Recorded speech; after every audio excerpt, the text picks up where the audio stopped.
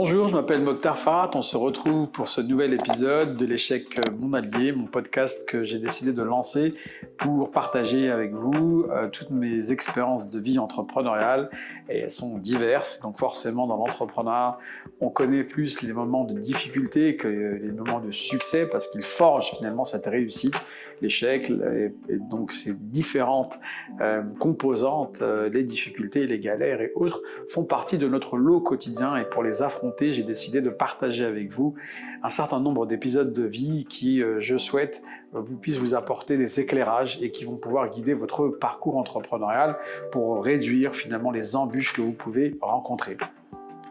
Cet épisode est un peu particulier, il n'a pas vocation à vous donner simplement des idées, mais pour vous dire un peu de moi et à vous livrer un peu mon parcours. Je l'ai intitulé des HLM du 9-3 au château d'Irlande. Ouais, figure-toi que pour ma part, je suis arrivé en 1982 dans une cité HLM à Aulnay-sous-Bois. Je suis le garçon dans une famille de 7 enfants et on arrive fraîchement de Tunisie à l'âge de 4 ans à Aulnay et dans cette cité qu'on appelle les 3000. Eh ben, figure-toi que rien ne nous présageait à cette vie entrepreneuriale, à ce destin, parce que, je te le dis la vérité, ayant grandi dans un quartier, eh ben, il y a certaines réalités. Bon, toi, quand tu grandis là-dedans, bah, tu ne te poses pas trop de questions. Pour toi, c'est ta norme. C'est finalement les difficultés, l'environnement, le manque aussi de réseau, mais j'ai pas à me plaindre. Moi, mon papa nous a bien élevés, nourris, éduqués. On ne sortait pas trop, peu de bêtises. On reste à la maison, on bouquine, on travaille. Et surtout, ce qui nous a sauvés, en fait, c'est que, pour ma part, j'ai accompagné tous les week-ends quasiment mon papa qui était entrepreneur.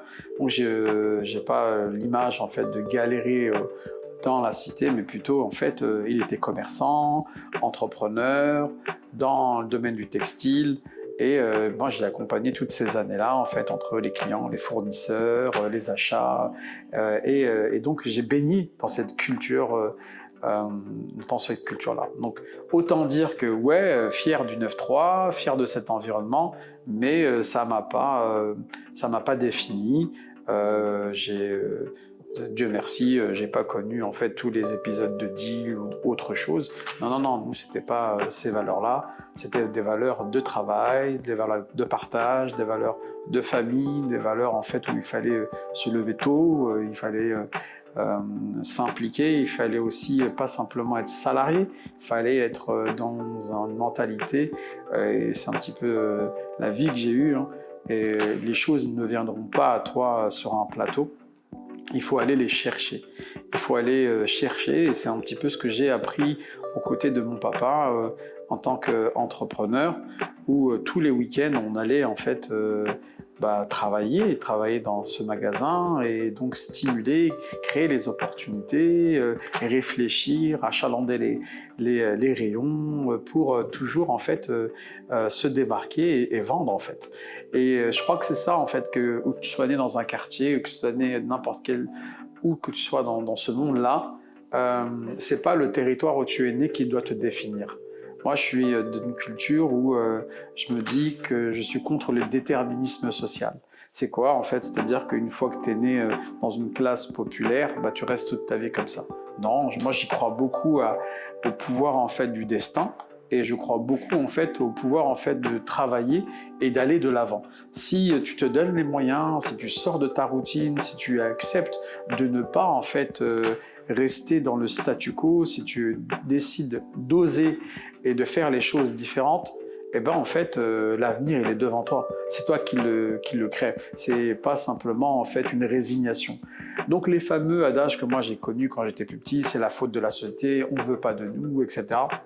C'est pas du tout mon parcours et au contraire, moi en fait, aujourd'hui quand je le vois, ce parcours d'entrepreneur, je l'avais depuis tout jeune âge et j'ai décidé d'entreprendre pour ça. Je l'ai fait premièrement au travers d'une association en 2005, les émeutes de quartier étaient là Et moi, je savais faire une chose que j'avais pris avec mon papa, c'est de l'entrepreneuriat.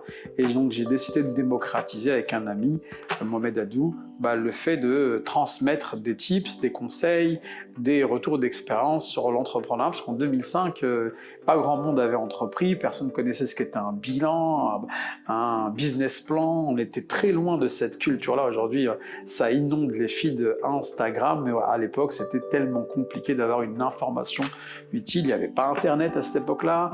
Ouais, je sais, ça paraît un peu bizarre, mais ouais, il n'y avait pas Internet à cette époque-là. Et donc, autant dire que l'information, elle était cloisonnée et que si tu n'avais pas quelqu'un autour de toi qui était entrepreneur, il y avait peu de chances finalement que toi aussi, tu arrives à enclencher certaines opportunités. En plus, on était dans un quartier, donc rester dans le quartier, finalement, ça t'enferme parce que tu es toujours en fait la somme des 5 personnes que tu rencontres. Donc moi, très tôt, à l'âge de 8 ans, 9 ans, toujours accompagné mon papa. Donc quand tu vois les fournisseurs du Sentier, les fournisseurs d'Aubervilliers, tu côtoies des autres cultures, tu côtoies en fait des gens qui ont entrepris, tu discutes avec eux, tu sors de ton quotidien et ça te stimule. Moi-même, j'ai fait aussi les marchés en tant qu'entrepreneur aussi. Donc derrière, en fait, tu as cette découverte des uns et des autres qui te fait que tu te dis tiens, très rapidement il faut y aller. Donc quand je décide d'entreprendre, quand je décide en fait d'y aller, c'est un petit peu ces éléments-là, c'est-à-dire faire en sorte que le déterminisme social dans ces territoires ne te définit pas et tu vas oser en fait pas simplement rester dans ce quartier, aller dans tout, sur le Grand Paris, à l'étranger. C'est comme ça que je décide de créer une boîte en Tunisie, de travailler en Irlande, de faire de l'entrepreneuriat en Afrique. Et je crois que c'est un petit peu ça que je voulais te dire, c'est que il n'y a pas de limite. C'est toi qui dois te fixer ta limite.